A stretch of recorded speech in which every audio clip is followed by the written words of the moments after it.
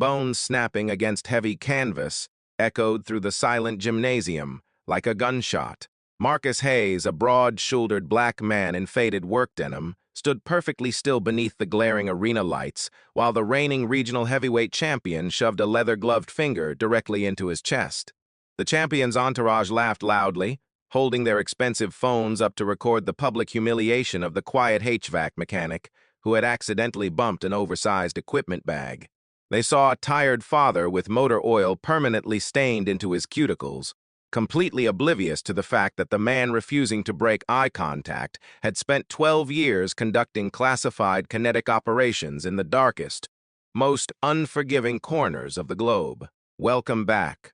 I am your host. Today, we pull back the curtain on a story that will challenge everything you think you know about quiet strength, structural arrogance, and the deadly mistake of underestimating unseen power. Before the blinding gymnasium lights and the sudden blood on the canvas, the morning began in absolute, unhurried silence. The digital clock on the scarred bedside table read exactly 4:30 when Marcus opened his eyes. He did not use an artificial alarm. His internal biological clock, permanently calibrated by a decade of brutal pre-dawn tactical insertions, woke him with flawless mechanical precision. He moved through the small, sparsely furnished bedroom with a complete economy of physical motion. There was no wasted energy, no groaning against the bitter early hour. He dressed in a pair of heavy canvas work pants and a faded gray thermal shirt, stepping into heavy steel-toed boots that bore the permanent, deep scuffs of endless manual labor. The small house at the edge of the county line was distinctly cold, but Marcus did not adjust the thermostat. He walked silently into the narrow kitchen, the old floorboards groaning a familiar cadence beneath his heavy, deliberate steps. He prepared oatmeal, measuring water and rough grains with the unthinking precision of a man who treated every physical action as a critical procedure. Outside the frost-covered window, a rusted 2012 pickup truck sat in the cracked concrete driveway. It held no luxury indicators, no chrome trim, and no vanity plates. It was merely a functional tool, much like the heavy steel wrenches waiting in his organized garage, designed entirely for utility and long-term endurance. At exactly 6 o'clock, the soft, rhythmic patter of bare feet sounded from the dark hallway.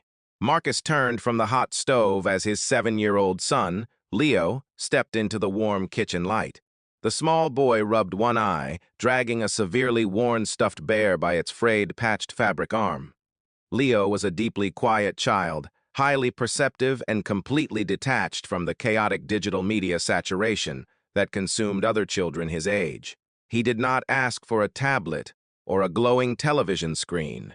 Instead, he pulled a small, blue plastic chair to the wooden kitchen table and set his worn bear down with deliberate, cautious care. "Morning," Marcus said. His voice was a low, steady rumble, completely stripped of exaggerated emotion or vocal pitch variation. "Morning, Dad," Leo replied. His syntax was simple and clean, cutting straight through the morning fog.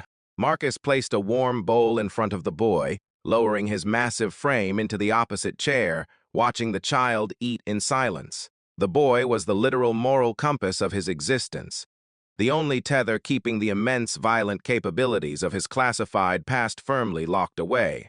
Every quiet breakfast, every turned wrench, every ignored insult was a calculated operational parameter designed solely to shield Leo from the unearned cruelty of the world. Marcus filtered the disorder of reality, modeling a perfect, unyielding emotional stability for his son. After breakfast, Marcus loaded his heavy canvas tool bag into the rusted bed of the pickup. Today's schedule required a specialized mechanical repair job on a commercial ventilation system located on the affluent opposite side of town. It was a high-end fitness center, a sprawling complex of glass and polished steel designed exclusively for the wealthy and the physically vain. Marcus secured the heavy tailgate and opened the passenger door for Leo. The boy climbed in, clutching his bear, accepting the quiet routine without complaint. Marcus turned the ignition key, the old engine turning over with a heavy, reliable rhythm. He shifted into gear, completely unaware that before the sunset, his carefully constructed perimeter of peace would be violently shattered by an arrogant champion who fundamentally mistook moral restraint for systemic weakness. The expansive interior of Apex Combat and Conditioning was a monument to clinical vanity. Floor-to-ceiling glass walls segmented the facility into over-decorated geometric zones, reflecting harsh artificial lighting directly off rows of polished steel equipment. Marcus pushed his heavy canvas tool bag through the polished revolving doors, immediately sensing the sharp socio-economic boundary he had just crossed. He guided Leo to a quiet, isolated corner near a massive industrial ventilation shaft, carefully placing a thick canvas drop cloth over a pristine white leather bench. Leo sat obediently on the protective fabric, arranging his frayed stuffed bear perfectly upright, silently watching his father unpack an array of heavy steel wrenches. Marcus moved with absolute physical economy, ignoring the sidelong glances from wealthy gym members who evaluated his faded work denim and scarred boots strictly through a lens of transactional privilege. The low, defective hum of the malfunctioning HVAC unit was abruptly shattered by a sudden influx of loud motion. Damian Vance, the reigning regional heavyweight champion, breached the primary training floor like a conquering monarch. He was flanked by a trailing entourage of trainers and handlers, his heavily muscled frame draped in expensive, wildly impractical luxury, athletic, wear-bearing bold corporate logos. Vance viewed every square foot of the public space as an active, mandatory stage for his personal authority. He barked clipped, interrogative commands at his staff, his syntax heavy with conditional demands and absolute class indicators. He was a man who had never faced a genuine, physical consequence in the real world, protected entirely by the fragile marketing ecosystem built around his regulated athletic success. The conflict catalyst was a mathematically inevitable micro-accident. One of Vance's distracted handlers carelessly hurled an oversized custom leather equipment bag across the floor, allowing it to slide rapidly across the polished hardwood directly toward Leo's quiet perimeter. Marcus saw the geometric trajectory instantly. Operating with flawless, subconscious spatial awareness, he shifted his heavy steel-toed boot a mere 2 inches, intercepting the sliding leather bag before it could strike the boy's location. The forward momentum of the bag caused it to deflect sharply off the leather of Marcus's heavy work boot, tipping over and spilling a cascade of expensive nutritional supplements, custom boxing wraps, and pristine water bottles onto the floor. The gymnasium perimeter went completely silent. Vance halted his arrogant stride. He stared at the spilled contents, his mind immediately translating the minor physical event into a deliberate, catastrophic attack on his personal wealth and positional dominance. He closed distance in 3 rapid, aggressive steps, his face twisting into a tight mask of pure, unearned indignation.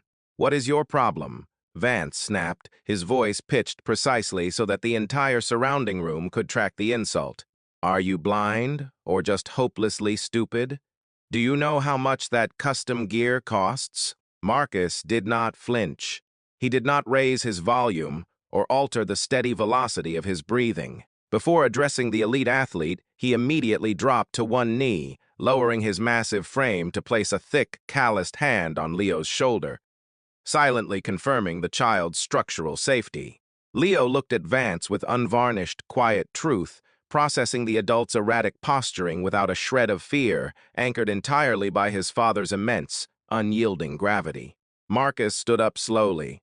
He deployed a prolonged, suffocating silence, utilizing his complete lack of reaction to deeply unseat the champion's immediate confidence.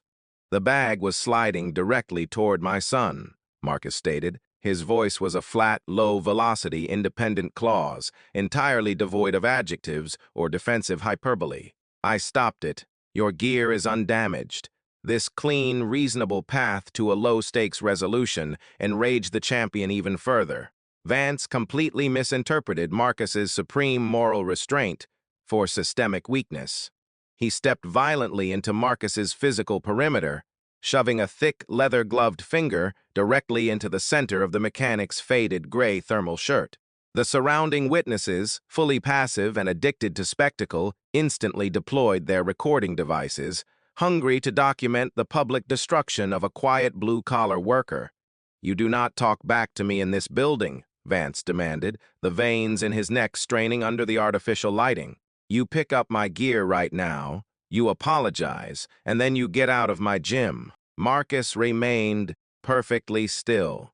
Deep within his mind, a tightly coiled psychological lock held back a tidal wave of highly trained, devastating kinetic capability, waiting to see exactly how far the arrogant champion would push the boundaries of his unearned authority. Marcus stood as a granite monolith against the artificial, shimmering backdrop of the gym. The pressure from Vance's glove against his chest remained, but it could not move him. Marcus had faced down insurgent commanders in rubble-strewn cities and navigated silent, high-altitude drop zones, where a single panicked breath meant death. This was a man shouting in a climate-controlled room. It was not a threat, it was a performance. Marcus simply allowed the silence to stretch, forcing Vance to endure the weight of his own escalating hysteria. "I will complete the repair I was hired to perform," Marcus said, his voice as steady as a calibrated instrument. He offered no apology. He made no attempt to defend his dignity. He simply turned away, treating the champion as if he were nothing more than a static, architectural obstruction. Vance's face darkened, the blood rushing to his cheeks as the audience of onlookers whispered, their phones held high to capture the moment of supposed submission. The champion, stripped of his composure, decided to weaponize the institutional hierarchy of the facility. He tapped a high-frequency button on his communication device, summoning the facility manager. Within seconds, a frantic man in a crisp, synthetic suit appeared, eyes darting between the champion's aggressive stance and the quiet, immovable mechanic. "Damien, my apologies, we'll handle this immediately," the manager stammered, his eyes avoiding Marcus. He turned to the father, his posture rigid with the pathetic, transactional authority of a middle manager, protecting his bonus structure. "You, pack your tools. You're banned. If you don't leave within 60 seconds, I'm calling the police and having you escorted off the property for trespassing." Marcus looked at the manager, then briefly at his son. Leo was watching the commotion with that same unsettling clarity. The child understood that his father was not angry, that he was merely waiting. Marcus didn't argue. He didn't recite his rights or demand a fair hearing. He simply knelt once more to gather his heavy steel wrenches, placing them into his canvas bag with the slow, deliberate care of a professional artisan. "I have a signed work order for the ventilation system," Marcus said, his tone entirely devoid of irritation. "The building's climate control is operating at 40% capacity. Without this adjustment, the server room will overheat within 4 hours." Vance laughed, a sharp, dissonant sound that cut through the gym's echoing space. "Ignore him. He's a janitor. Get him out." Marcus walked toward the exit, his path blocked by the manager and a pair of looming gym-employed security guards. He stopped 3 feet from them, his presence exerting a subtle, atmospheric pressure that caused the guards to unconsciously shift their feet. He wasn't aggressive, but he carried the undeniable weight of a man who understood the mechanical reality of physics and force. "You have 6 hours of air remaining in this facility," Marcus said quietly to the manager. He ignored Vance entirely. "If you block the repair, the internal pressure will exceed the safety margins of the outdated venting baffles. It is your decision." He stepped past the guards who were so unnerved by his calm, dead-eyed focus that they failed to grab his arms. Marcus led Leo toward the exit, the boy clutching his bear, walking in perfect synchronization with his father. As they exited the glass doors into the parking lot, the heat of the afternoon hit them like a physical weight, a stark contrast to the climate-controlled arrogance they had left behind. In the cab of his rusted truck, Marcus did not move to start the engine. He sat in the silence, his hands resting on the steering wheel, mapping out the structural vulnerabilities he had observed in the ventilation system during his brief entry. He knew exactly where the failure point was, a corroded solenoid buried deep in the primary trunk. It was a failure of maintenance, a systemic decay hidden behind the pristine facade of wealth. He checked his phone. There was a single cryptic notification from a secure, encrypted service, a remnant of a life he had left behind long ago.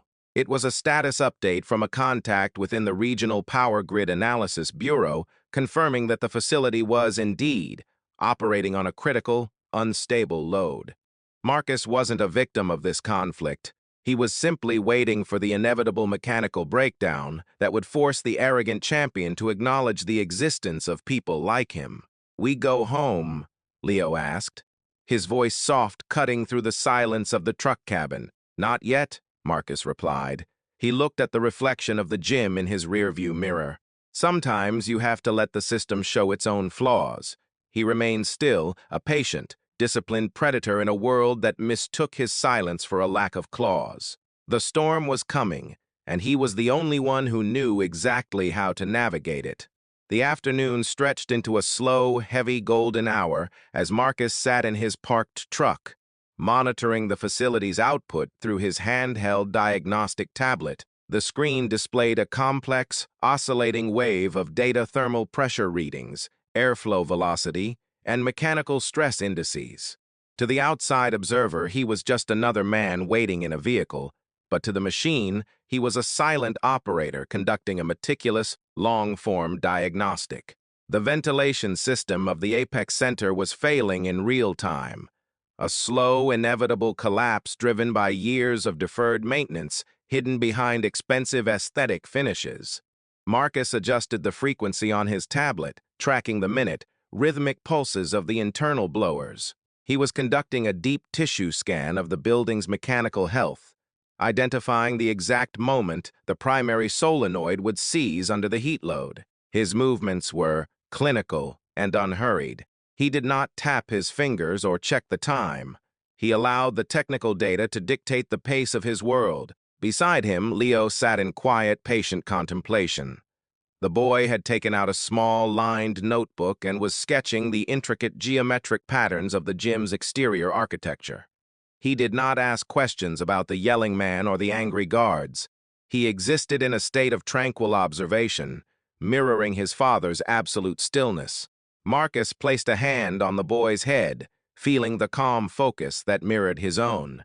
They were two systems operating in perfect alignment, completely untroubled by the unfolding catastrophe inside the glass walls. The procedure of this observation was exhausting in its detail.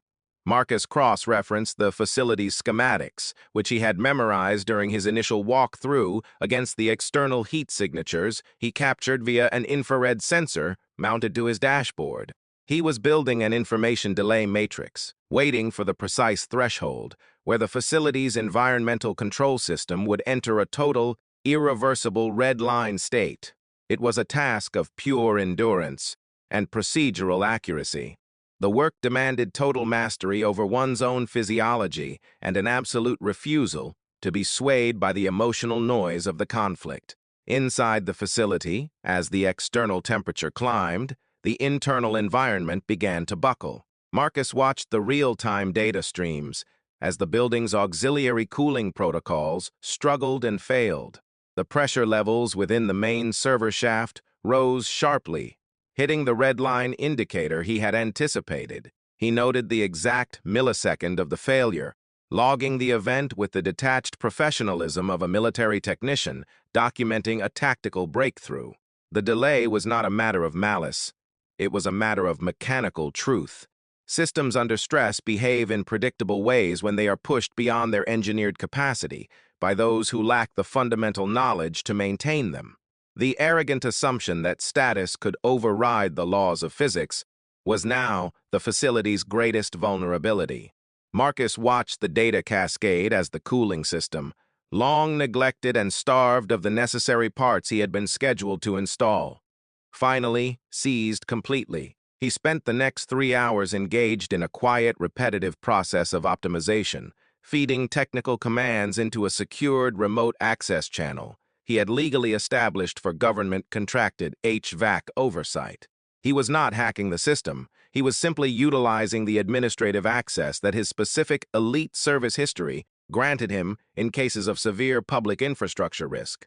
The gym's entire environmental profile began to shift, The air circulation slowed, then stopped, and the internal temperature began to climb at an accelerating rate. Marcus kept the tablet glowing in the dimming light of the truck, his face impassive. He was the invisible variable, the forgotten worker whose labor was the literal foundation upon which the gym's luxury was built. Without his specific manual intervention, the facility was nothing more than a pressurized box of failing, overheating steel. "Is the man in the gym cold now?" Leo asked, his voice barely a whisper, looking up from his sketch. "The air is changing," Marcus answered, his voice a low, steady rumble. "The system is showing what it cannot do." Marcus checked the final metric. The internal server room was now reaching a critical temperature, triggering an automatic, building-wide emergency power down to prevent a total electrical fire. He knew that when the power cut, every recorded surveillance file, every moment of the morning's confrontation, and every boastful statement from the champion would be securely archived in the off-site, cloud-based storage system that was mandated by the state. He had turned the gym's own surveillance infrastructure into a trap. He took a slow, deep breath, feeling the cooling air of the evening outside the truck. The procedural delay was over. The structural inversion was now ready to begin. He started the engine, the familiar, reliable hum vibrating through the floorboards, and pulled the truck slowly out of the lot, prepared to return to the epicenter of the collapse. He was not going back to fight. He was going back to witness the truth. The Apex Combat and Conditioning Center stood silent, its glowing neon facade extinguished, a dark, hulking monolith against the evening sky. Marcus parked the truck at the very spot where the initial confrontation had occurred. He exited the vehicle with his canvas tool bag, the heavy steel-toed boots striking the pavement with deliberate, rhythmic authority. Leo followed, his small hand firmly tucked into his father's pocket. As they reached the revolving doors, they found the entrance swarming with activity. Local fire marshals and specialized inspectors had arrived, their uniforms a stark contrast to the casual, expensive athletic wear of the gathering gym members who stood shivering in the cooling air. The manager stood near the main entrance, his face ashen, frantically explaining to a high-ranking regional official why the entire building's power and climate grid had suffered a catastrophic, cascading failure. Beside him, Damian Vance looked diminished, his expensive, logo-draped warm-up suit now wrinkled and stained with the sweat of his own mounting anxiety.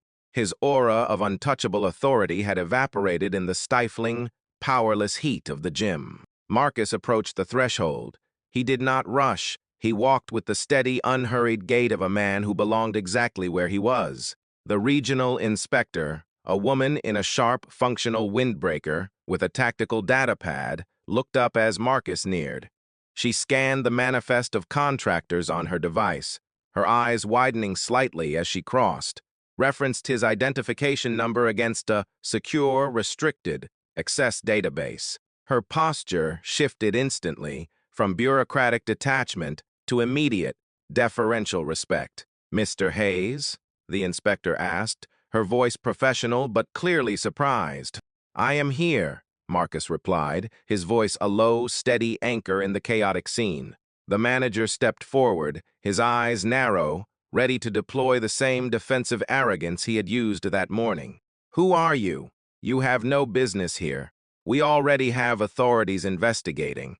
"He is not just a contractor," the inspector cut in, her tone sharp and clinical. She turned to the manager, gesturing toward the dark, silent building. "Mr. Hayes is a former lead technical operations specialist for the Strategic Infrastructure Command. He is the specific individual tasked with auditing high-capacity, mission-critical ventilation system. He was here today on a lawful authorized inspection of your failing infrastructure." The effect was immediate and absolute. The power dynamic within the spatial environment flipped 180 degrees. The witnesses, the onlookers, and even the fire marshals turned their attention to the man in the faded work denim. The manager's jaw went slack, his fabricated authority crumbling under the weight of the inspector's professional declaration. The status inversion was total. The man they had labeled a lowly janitor was, in fact, the very authority responsible for determining the facility's right to operate. Vance stepped toward them, his confidence momentarily surfacing through a thin veil of desperation. What is she talking about? He's a mechanic. He's the one who sabotaged the system. Marcus did not look at the champion. He looked only at the inspector, his eyes calm, his posture completely devoid of malice. The system failed because the primary solenoid was bypassed and the backup intake was sealed with non-compliant, low-grade adhesive, Marcus stated, his voice devoid of any emotional pitch or personal grievance. The logs in the central hub will confirm the sequence of the failure. The inspector tapped a sequence into her data pad. The building's backup power pulsed, illuminating the foyer with a harsh, cold light. She pulled up the digital, off-site surveillance archive, the very one Marcus had secured earlier. She played a short clip of the morning's event, the sliding bag, the arrogant shove, the champion's explicit threats, and the manager's illegal demand for removal. The audience packed into the lobby watched the playback with a mixture of shock and righteous indignation. The recording was undeniable, objective proof of the morning's cruelty.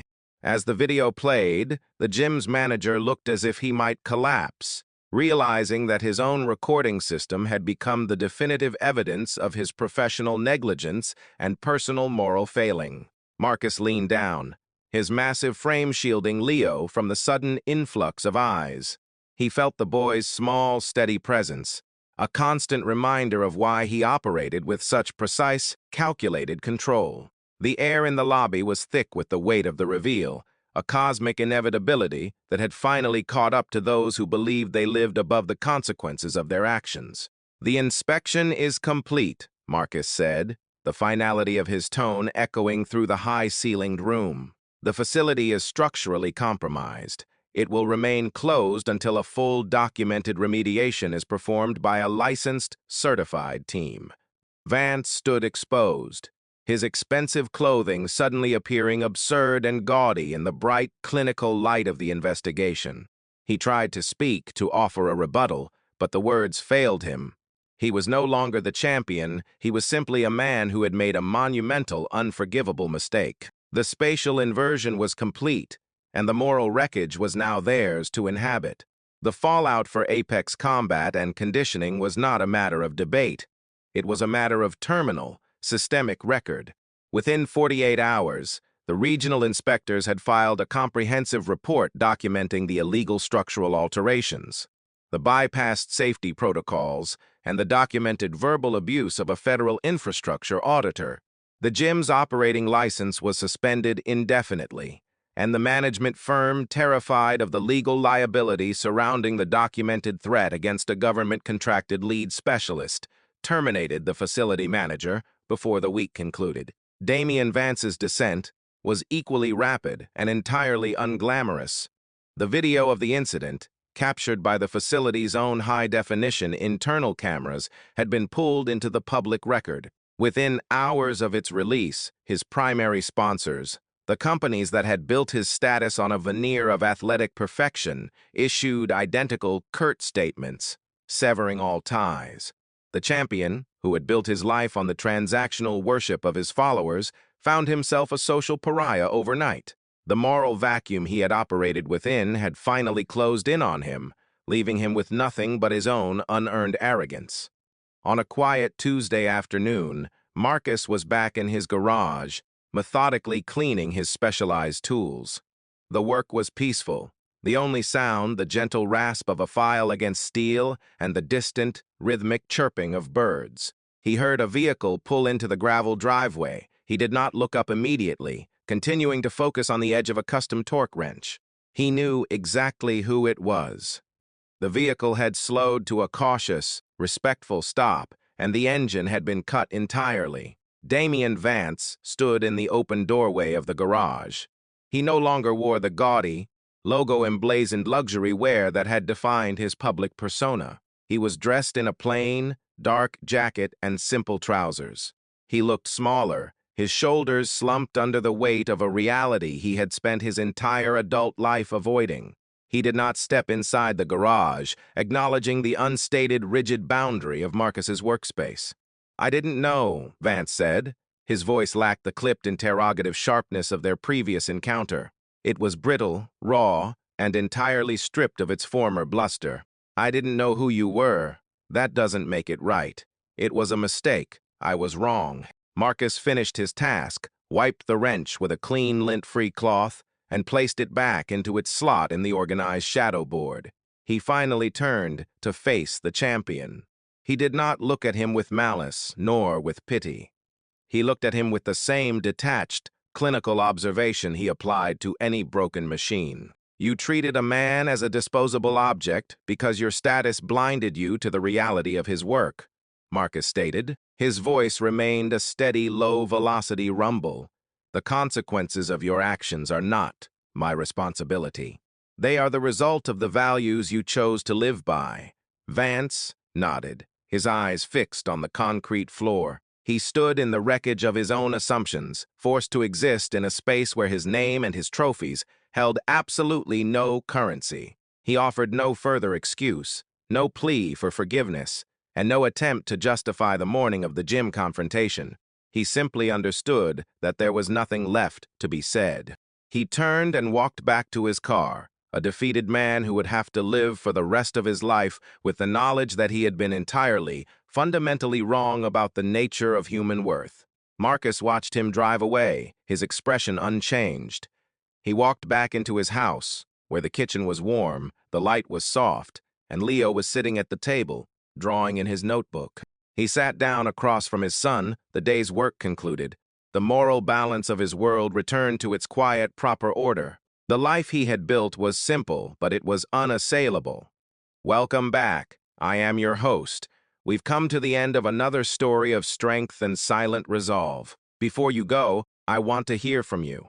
How did you like today's story? What time is it right now where you are listening to this? And which corner of the world are you tuning in from?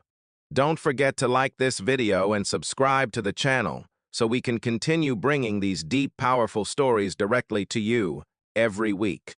Remember, the true measure of a man is not found in the title he wears, but in the integrity he maintains when no one is watching. Join us next time as we pull back the curtain on another story of hidden power and the quiet, persistent, and inevitable weight of the truth.